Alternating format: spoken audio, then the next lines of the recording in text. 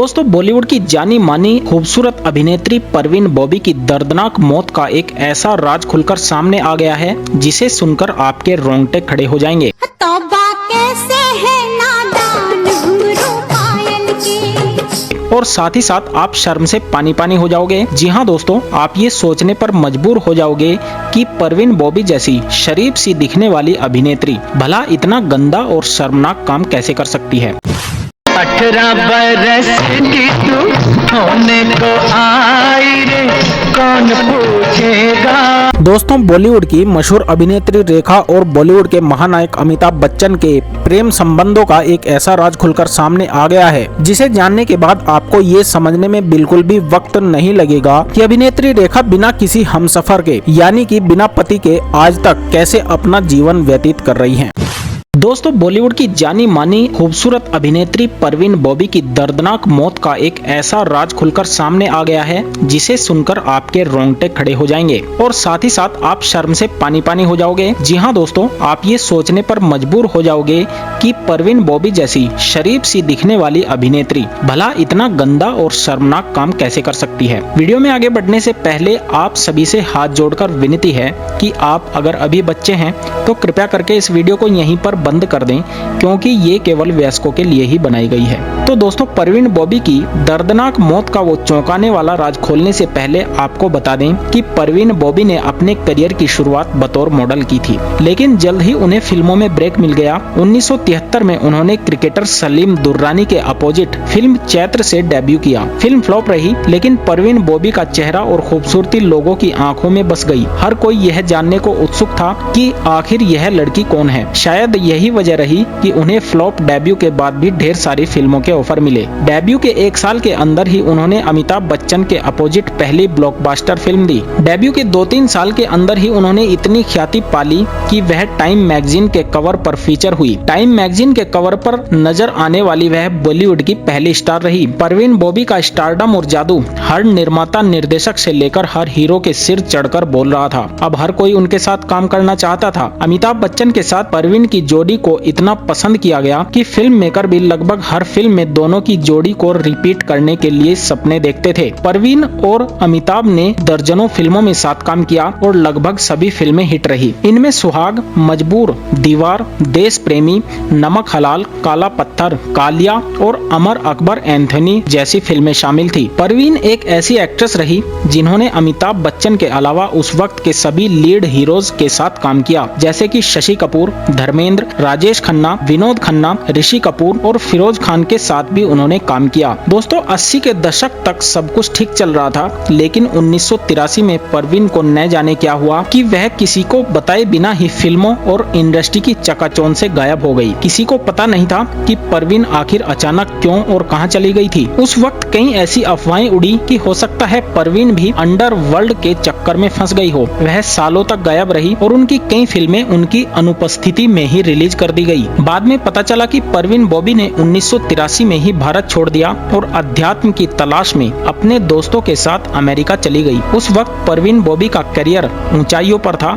इस दौरान उन्होंने कई देशों की यात्रा की। 1984 में जब परवीन को न्यूयॉर्क के एक एयरपोर्ट पर रोका गया तो उस वक्त उनका बर्ताव बदला बदला सा महसूस हुआ। पहचान पत्र न दिखा पाने की वजह से परवीन बॉबी को कई दिनों तक मानसिक रूप से बीमार लोगों के साथ एक अस्पताल में रखा गया था। 1989 में परवीन वापस मुंबई आ गई, लेकिन तब तक वह पूरी तरह से बदल चुकी थी। उनका वजन काफी बढ़ चुका था और वह पहले के मुकाबले मोटी भी हो गई थी। ऐसा कहा जाता है कि परवीन को सिजोफ्रेनिया था। वह इस मानसिक रोग की शिकार कब और कैसे हुई यह आज तक नहीं मालूम, पर ऐसा कहा जाता है कि दौलत और शोहरत के बावजूद परवीन अंदर से काफी अकेली थी और शायद यही उनके मानसिक रोग की वजह बनी। हालांकि परवीन ने कभी भी इसे स्वीकार नहीं किया और वह फिल्म इंडस्ट्री पर ही आरोप लगाती रही कि उनके साथ इंडस्ट्री से जुड़े लोग षड्यंत्र रचा रहे हैं और उनकी छवि खराब करने की कोशिश कर रहे हैं। वक्त के साथ परवीन बॉबी की हालत ऐसी हो गई थी कि अगर कोई पत्रकार या मीडिया कर्मी उनका इंटरव्यू लेने जाता तो वह दूर भागती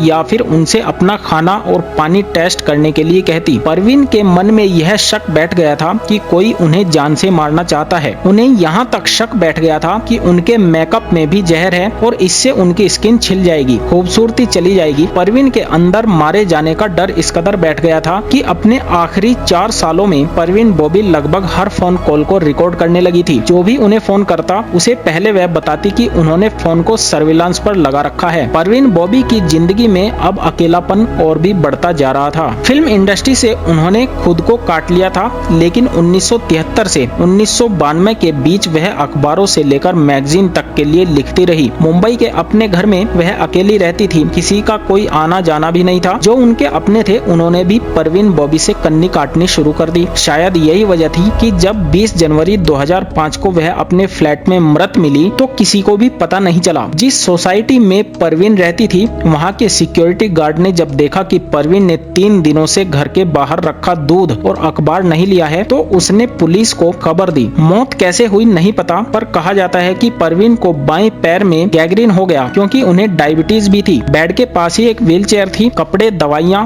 पेंटिंग यानी कमरे का हर सामान तितर बितर पड़ा था। हो सकता है कि वह अपने आखिरी दिनों में चलने फिरने में असमर्थ रही हो और व्हीलचेयर की जरूरत पड़ी हो। पोस्टमार्टम हुआ तो पता चला कि परवीन ने 3 दिन से कुछ नहीं खाया था, बस शराब पी और दवाइयाँ खाई। महेश भट्ट, जिनके साथ कभी परवीन बॉबी रिलेशनशिप में रही थी, उन्होंने एक इंटरव्यू में कहा था कि बात 1979 की है। जब वह घर आए तो उन्होंने परवीन को एक फिल्म की कॉस्ट्यूम पहने देखा। वह घर के एक कोने में सिकुड़ कर बैठी थी और हाथ में चाकू था। महेश भट्ट को देख परवीन ने उन्हें चुप रहने के लिए कहा और बोली, बात मत करो, इस कमरे में कोई है, वे लोग मुझे मारने की कोशिश कर रहे हैं। महेश के मुताबिक यह पहली बार था जब उन्होंने परवीन को ऐसी हालत में देखा था। धीरे धीरे यह स्थिति और भी खतरनाक होती चली गई। बाद में पता चला कि परवीन को सिजोफ्रेनिया था।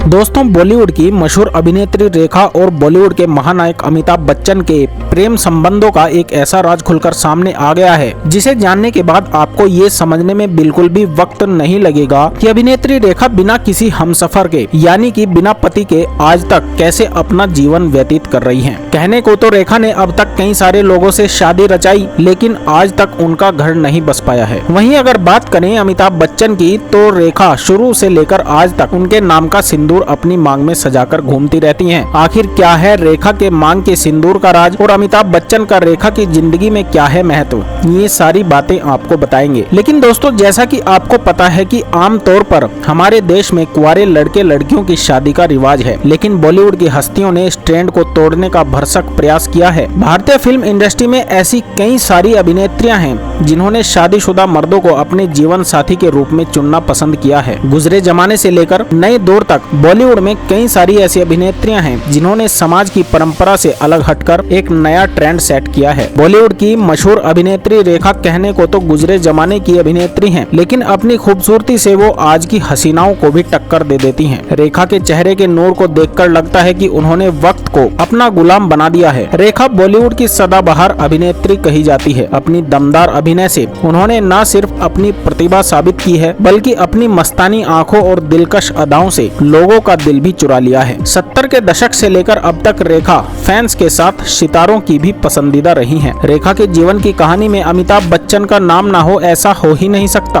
अमिताभ और रेखा ने कई फिल्मों में साथ काम किया था और उन्हीं फिल्मों के दौरान दोनों एक दूसरे के करीब आ गए थे। अमिताभ बच्चन शादीशुदा थे, ऐसे में रेखा के साथ उनके रिश्ते को कभी खुलकर सामने नहीं लाया गया। हालांकि बेबाक, बिंदास और बेधड़क रेखा ने कई बार खुलकर इस बात को जाहिर किया था कि वो अमिताभ बच्चन से बेहद प्यार करती हैं। सिमी गरेवाल के शो में बात करते हुए सालों पहले रेखा ने अपने प्यार को लेकर काफी कुछ कहा था। एक इंटरव्यू में रेखा ने कहा था कि जिस वक्त मुझे पता चला कि अमित जी को 2 अनजाने में काम दिया जा रहा है, मैं घबरा गई थी। जब मैंने उनके साथ काम किया तो ये अनुभव ऐसा था जो पहले कभी नहीं देखा गया। एक ही इंसान में इतनी सारी खूबियाँ कैसे हो सकती हैं? इस पर सिमी ने उनसे पूछा कि क्या आपको उनसे प्यार हो गया है, जिसके जवाब में रेखा ने कहा था कि ये भी कोई पूछने वाली बात है। रेखा ने कहा था कि मेरा उनसे कोई निजी कनेक्शन नहीं था और ना ही हम कोई कपल थे। हालांकि मैं इस बात से इनकार नहीं कर सकती कि मैं उनसे प्यार करती हूँ। मैं उनसे बहुत ज्यादा प्यार करती हूँ। आप दुनिया भर का प्यार ले लीजिए और उसमें थोड़ा और मिला दीजिए, उनके लिए मैं वैसा महसूस करती हूँ। वर्षों बीत गए और कई पीढ़ियां अमिताभ बच्चन और रेखा के फिल्मी गानों को सुनकर बड़े हो गए। कहा जाता है कि जब रेखा और अमिताभ बच्चन के बीच प्रेम की चिंगारी धधक रही थी, उसी बीच 22 जनवरी 1980 को रेखा बॉलीवुड के दिग्गज कलाकार ऋषि कपूर की पत्नी और उनके करीबी दोस्त नीतू सिंह की शादी में सिंदूर लगाकर और मंगलसूत्र भी पहनकर पहुंची तो मीडिया में हड़कंप मच गया। हालांकि कई अफवाहों के बाद रेखा ने एक इंटरव्यू में बताया था उस शाम वो सीधे शूटिंग के सेट से कार्यक्रम में पहुंची थी। सिंदूर और मंगलसूत्र उनके किरदार का हिस्सा था और वो उसे उतारना भूल गई। वहीं एक अवार्ड फंक्शन के दौरान रेखा ने कहा था कि वो जिस शहर से हैं वहां सिंदूर लगाना फैशन का हिस्सा है। बॉलीवुड में विलेन का किरदार निभाने के लिए मशहूर रंजीत की जिंदगी के कई दिलचस्प किस्से हैं, लेकिन एक समय ऐसा भी आया जब उनकी फिल्म को रेखा ने छोड़ दिया था। रेखा अमिताभ बच्चन के साथ वक्त गुजारने के लिए उनकी फिल्म का शेड्यूल तक बदलवाने के लिए भिड़ गई और जब बात नहीं बनी तो फिल्म ही छोड़ दी। ये बात है 90 के दशक की। रंजीत उन दिनों एक फिल्म बना रहे थे, कारनामा। इस फिल्म के लिए रंजीत ने रेखा और धर्मेंद्र की जोड़ी को साइन किया था। उन दिनों रेखा और अमिताभ का अफेयर चर्चा में था। फिल्म का शेड्यूल रंजीत ने शाम का रखा था, लेकिन इससे रेखा परेशान थी। पहले तो उन्होंने कुछ नहीं कहा, लेकिन जब रहा नहीं गया तो उन्होंने एक दिन रंजीत से कहा, क्या तुम फिल्म के शेड्यूल को मॉर्निंग शिफ्ट में कर सकते हो? मैं शाम का वक्त अमिताभ के साथ बिताना चाहती हूँ। क्योंकि रेखा फिल्म की लीड हीरोइन थी, इसलिए रंजीत को रेखा की इस रिक्वेस्ट के सामने झुकना पड़ा। इसका जिक्र रंजीत ने सालों पहले दिए गए एक इंटरव्यू में किया था।